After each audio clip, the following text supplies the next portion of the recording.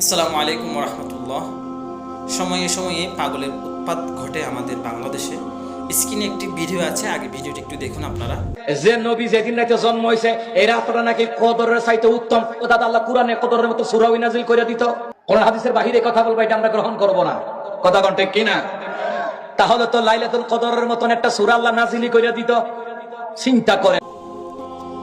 আশা করি দেখেছেন। এই ভিডিওতে লোকটি বলতে চাচ্ছে যে লাইলাতুল কদরের চেয়ে আমার নবীর দাম বাড়তি কেন হবে? যদি আমার রসুলের মর্যাদা বেশি হয়, তাহলে লাইলাতুল কদরের মতো একটি সূরা আমার রসুলের মর্যাদা সম্পর্কে নেই কেন? দেখুন, লাইলাতুল কদরটা দামি হওয়ার কারণ হচ্ছে যে রসুল সাল্লাল্লাহু আলাইহি সাল্লাম বনি ইসরাইলের এক আবেদ লোকের ঘটনা সাহাবী কেরামদের সামনে বর্ণনা করছিলেন। তিনি বলছিলেন যে এই ব্যক্তিটি রাতে ইবাদত করত এবং দিনের বেলায় সাওম পালন করত এবং জিহাদের মাধ্যমে তিনি 1000 মাস ইবাদত বন্দেগী করেছিলেন। 1000 মাস। এখন এই কথাটা শুনে সাহাবীরা ভাবলেন যে আমাদের তো আয়ু কম, ঠিক আছে, তাহলে আমরা অত পরিমাণ ইবাদত কিভাবে করব, বা এভাবে তারা মন খারাপ করছিল। এটা দেখে তখন রাসূল সাল্লাল্লাহু আলাইহি ওয়াসাল্লামের উপর সূরা কদরের সূরাটি কি হয়?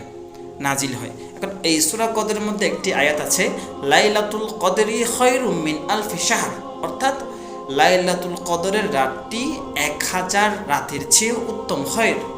তাহলে দেখুন, লাইলাতুল কদরটা উত্তম হওয়ার কারণ হচ্ছে যে ওই রাতের মধ্যে আমাদের পবিত্র গ্রন্থ আল কোরআন কি হয়েছিলেন? নাজিল হয়েছিল। এখন এই আল কোরআন কার উপর নাজিল হয়? এই আল কোরআন নাজিল হয় আমাদের প্রিয় নবী হযরত মুহাম্মদ মুস্তাফা সাল্লাল্লাহু তাআলা আলাইহি ওয়াসাল্লামের উপর। তো যে যার উপরে কোরআনটা নাজিল হয়েছে তিনি তো চেয়ে বেশি উত্তম, ঠিক আছে।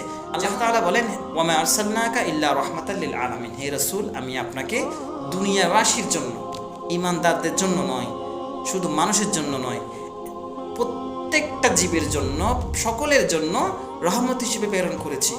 আমার রসুলের মর্যাদা বোঝার জন্য এই আয়াতটাই যথেষ্ট। সুতরাং আমরা সূরা কদরকে অমূল্যায়ন করছি না, কিন্তু রসুলের মর্যাদাটা এর চেয়ে বেশি, এটা আপনাকে মানতে হবে। আমার রসুলের মর্যাদা বোঝার জন্য কোরআন শরীফের সূরা কদরের মতো সূরার প্রয়োজন নেই। আশা করি বুঝতে পেরেছেন। আমার রসুলের সবচেয়ে বড় কিরামত হচ্ছে যে আমার নবীর উপর কোরআন মাজিদ নাজিল হওয়া। সুবহানাল্লাহ। আল্লাহ আমাদের সবাইকে হেফাজত করুক, আমিন। আসসালামু আলাইকুম ওয়া রাহমাতুল্লাহ।